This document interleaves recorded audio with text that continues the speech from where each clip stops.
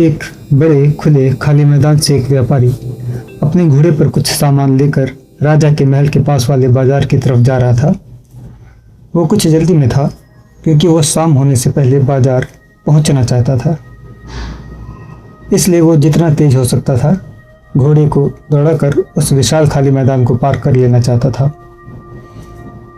तभी अचानक घोड़े का पैर एक गड्ढे में पड़ता है और वो लड़खड़ा कर गिर जाता है और उसके साथ में व्यापारी भी। व्यापारी को कुछ चोट आती है, पर वो चोट की परवाह न कर अपना बिखरा हुआ सामान समेटता है और घोड़े को उठाने की कोशिश करता है।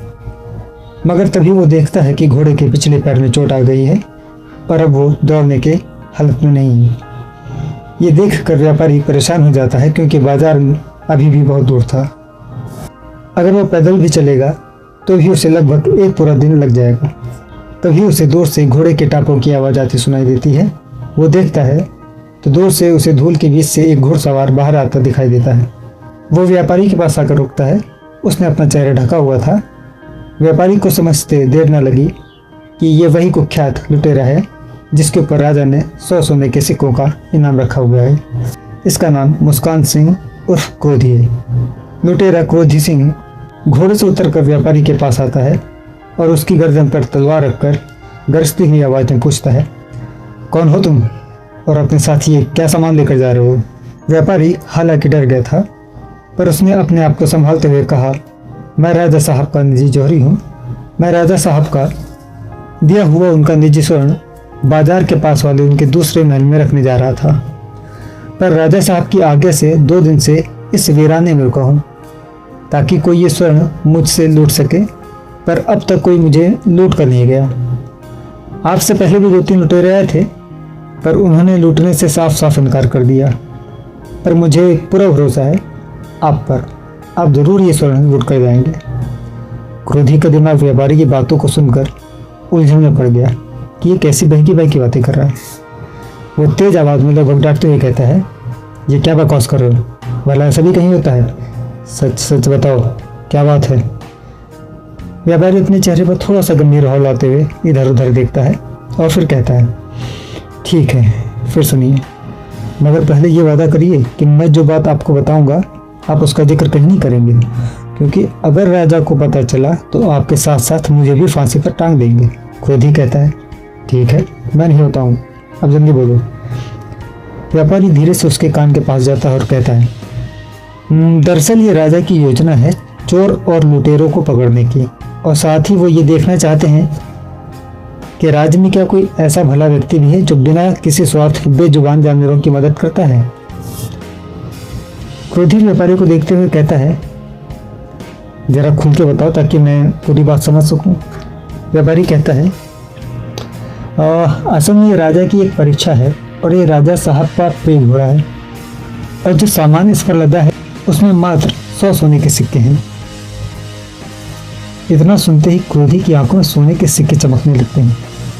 उसके मुंह से अपने आप निकलता है, 100 सोने के सिक्के? व्यापारी कहता है, हाँ, पर क्या?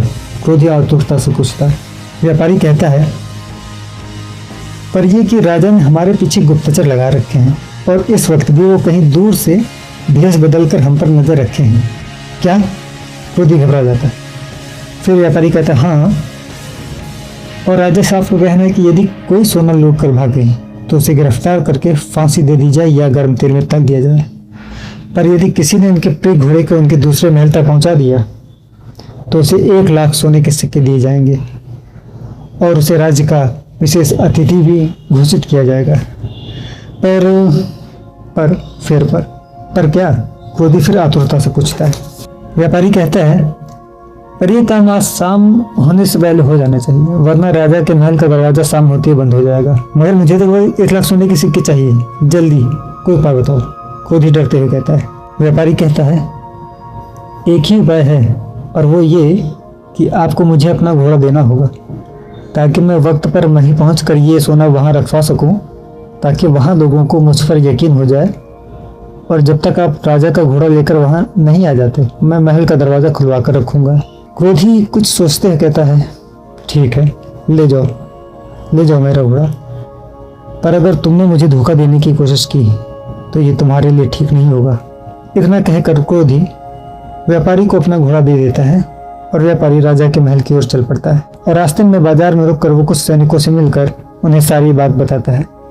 कुछ घंटों में क्रोधी बाजार से होकर गुजर रहा होता है, तभी उसके ताक में छुपे सैनिक उसे घोड़े से ही दबोच लेते हैं और व्यापारी को उसे लुटेरे को पकड़वाने की एवज में 100 सोने के सिक्के इनाम राशि प्रदान की जाती है। तो इस प्रकार मुश्किल घड़ी में व्यापारी ने शांत दिमाग से उस लुटेरे रूपी आपदा को पुरस्कार रूपी अवसर में बदल लिया। अगर आपको ये कहानी अच्छी लगी है तो please do like, subscribe, share and comment and please hide the video. Thank you very much.